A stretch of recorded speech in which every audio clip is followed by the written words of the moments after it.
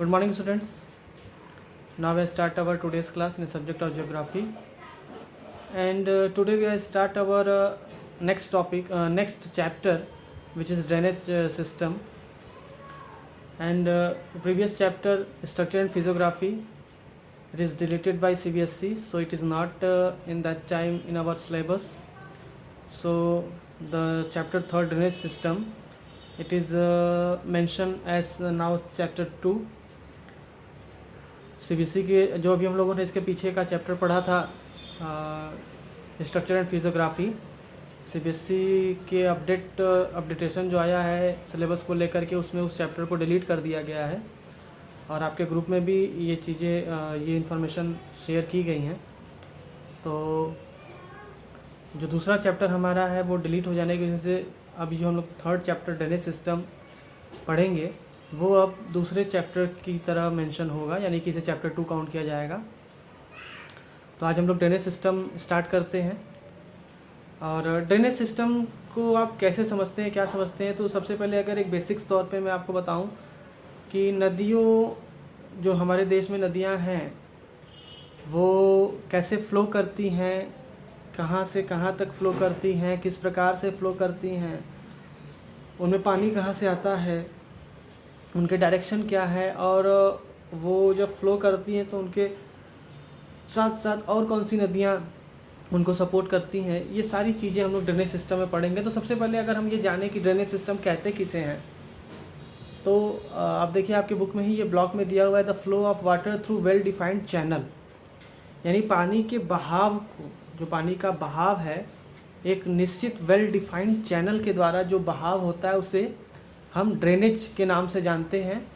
और इस पूरे चैनल के नेटवर्क को हम ड्रेनेज सिस्टम कहते हैं। अब इसको आप ऐसे समझिए कि अगर आपके अगल बगल पड़ोस में, मोहल्ले में आप देखते होंगे बहुत सारे ऐसे नदी नाला पानी के निकालने का व्यवस्था होगा जिसके माध्यम से पानी फ्लो करती होगी। तो चाहे वो आपका घर ही क्यों ना हो, बाकायदे जो एक्स्ट्रा जो यूज्ड वाटर होते हैं उन्हें निकालने के लिए एक चैनल आप सेट किए हुए हैं, बाकायदे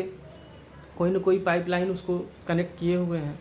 तो उसी प्रकार से आपने, तो ये तो ह्यूमन मेड हो गया, लेकिन नेचुरल तरीके से भी ऐसे बहुत सारे चैनल्स और पाइपलाइंस क्रिएट किए गए हैं प्रकृति के द्वारा, नेचर के द्वारा। यानी कि जब नदियाँ हिमालय से उतरती हैं, अगर हम नॉर्दर्न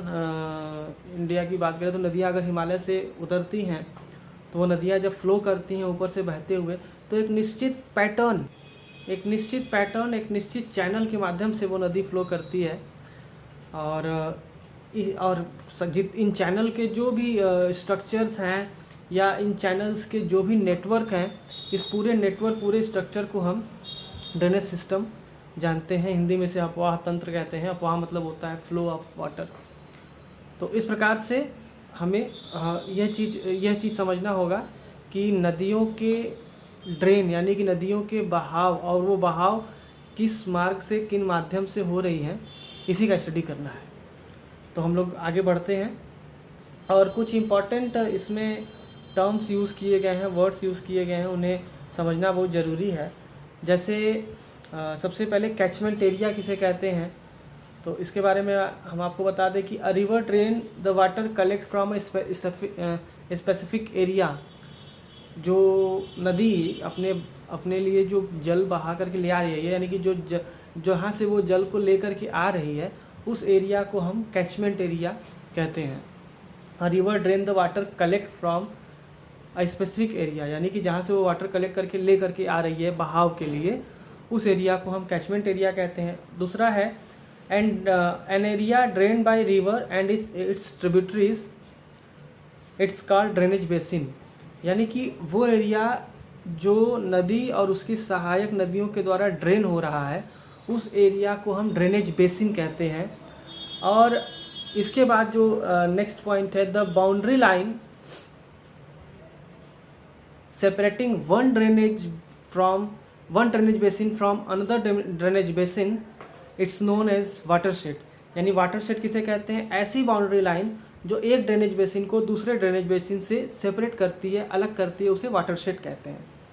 इसके बाद जो मेन पॉइंट है कि the catchment of large rivers are called river basin,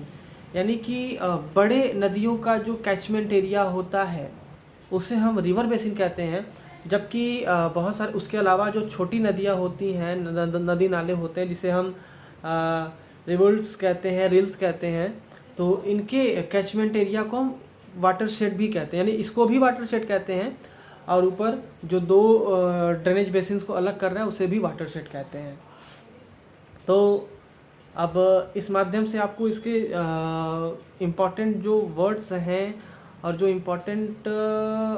एक तरीके से इस पूरे ड्रेनेज सिस्टम में बार बार आने वाले कॉन्सेप्ट हैं उसका हम लोगों ने एक्सप्लेनेशंस किया। और इसको ज़रूर समझिएगा, इसको आप वीडियो देख करके फिर अपने बुक के माध्यम से इसको बिल्कुल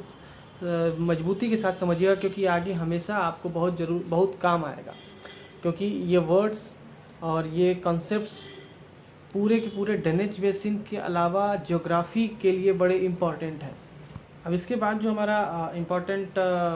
टर्म्स है जो कि इंडियन ड्रेनेज बेसिन सिस्टम या इंडियन ड्रेनेज सिस्टम को कितने पार्ट्स में डिवाइड किया गया, तो इन्हें 2 पार्ट्स में डिवाइड किया गया है। और डिवाइडेशन का जो बेसिस है वो डिस्चार्ज ऑफ वाटर है, यानी कि वो पानी को कहाँ डिस्चार्ज कर रहे हैं, इस आधार पे इनको 2 पार्ट में डिवाइड किया गया है। पहला है द अरेबियन सी ड्रेनेज और दूसरा है the Bay of Bengal drainage, यानी कि वो नदियाँ जो अरेबियन सी में अपने पानी को डिस्चार्ज कर रही हैं, और दूसरा जो डिवाइडेशन है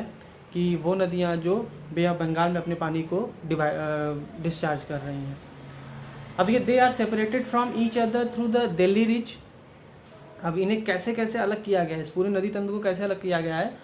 तो उन बिहाफ पे ये एक्सप्लेन किया जा रहा है कि इन्हें इन पॉइंट्स पे अलग किया गया है, सेपरेट किया गया है। पहला है दिल्ली रिज, दूसरा है अरावली और तीसरा है सह्याद्री। और ये आप फिगर 3.1 में भी देख सकते हैं। 3.1 फिगर आपके बुक में है, उसमें आप देखिएगा कि किस प्रकार से इन पूरे ड्रेनेज सिस्टम को सेपरेट किया गया है कि कुछ नदियाँ दिल्ली रिज से मूव कर जाती हैं, कुछ नदियाँ सह्याद्री से फिर ऑपरेट होकर के मूव कर जाती हैं, और कुछ नदियाँ अरावली हिल्स की वजह से सेपरेट हो जाती हैं और मूव कर जाती हैं। तो हम थोड़ा सा इसको और डिटेल में दिखाते हैं आपको। 3.1 ये बुक में, शायद मेरे बुक में 3.2 मेज़र किया गया है, मेजर रिवर ऑफ इंडिया। तो और ये जो लाइन आप देख रहे होंगे बिल्कुल ब्लैक कलर का लाइन गया है, वही उसका एक्सप्लेनेशन दिखा रहा है नदियों के ड्रेनेज पैटर्न का, कि जो सबसे ऊपर से मूव हुए हैं वो दिल्ली रिज का स्पेसिफिक एरिया है। उसके बाद लुनी रिवर के नीचे जो ब्लैक लाइन आपको दिख रही है, मोटी ब्लैक लाइन दिख रही है, वो अरावली रेंज का मूवमेंट है। और उसके बाद सह्याद्री, यानी कि महाराष्ट्र की तरफ से जो पैटर्न चल रहा है उसे सह्याद्री, वेस्टर्न घाट के तरफ, महाराष्ट्र के साइड में वेस्टर्न घाट को सह्याद्री कहा जाता है, वो इस रिवर पैटर्न को या रिवर ड्रेनेज सिस्टम को एक तरीके से इन्फ्लुएंस कर रहा है। तो ये जो ब्लैक लाइन दिखा रही है, इसी को बताने की कोशिश की गई है कि ये जो हमारा ड्रेनेज सिस्टम है ये सेपरेट किए जाते हैं इन 3 मोस्ट इम्पॉर्टेंट फैक्ट्स के बिहाफ पे, यानी कि दिल्ली रिज, अरावली एंड सह्याद्री। इन तरीके से पूरा ड्रेनेज सिस्टम, मतलब इन तीनों की वजह से पूरा हमारे देश का जो भारत का ड्रेनेज सिस्टम है या नदियों का बहाव है वो थोड़ा सा या पूरी तरीके से सेपरेट होता है, वो अलग अलग जगहों पे मूव कर जाता है, मुड़ जाता है। जैसे एक समय ये बताया जाता था कि, मैं आपको एक एग्जांपल देता हूँ इन्हीं फैक्ट्स के बिहाफ पे, कि एक समय बताया जाता था कि जो सरस्वती नदी है वो कैसे विलुप्त हो गई, या उसका जो बहाव था वो पूरी तरीके से धरती के ऊपर था, लेकिन दिल्ली रिज यानी कि दिल्ली के एरिया, दिल्ली आप स्टेट को मत समझिएगा, NCR को मत समझिएगा, बल्कि दिल्ली उस पूरे, जैसे कि हम राजमहल हिल्स की बात करते हैं, जैसे हम अरावली एरिया की बात करते हैं, उसी तरह दिल्ली रिज यानी कि एक दिल्ली का पठारी क्षेत्र है दिल्ली एरिया में। उसके एवोल्यूशन के बाद जो सरस्वती नदी है उसका ड्रेनेज पैटर्न बदल गया, ड्रेनेज सिस्टम बदल गया, जिसकी वजह से वो विलुप्त हो गई, वो समाप्त हो गई, वो फ्लो नहीं कर पाई। तो इसी तरीके से अरावली रेंज की वजह से नदियों का फिर फ्लो मुड़ा, सह्याद्री की वजह से फ्लो मुड़ा, जो आज लेटेस्ट ड्रेनेज पैटर्न है। तो ये 3 जो मूवमेंट्स हैं या 3 जो लैंडस्केप्स हैं, लैंड फीचर्स हैं, दिल्ली रिज, अरावली और सह्याद्री, इनकी वजह से ड्रेनेज पैटर्न लैंड पे काफ़ी हद तक चेंज हुआ।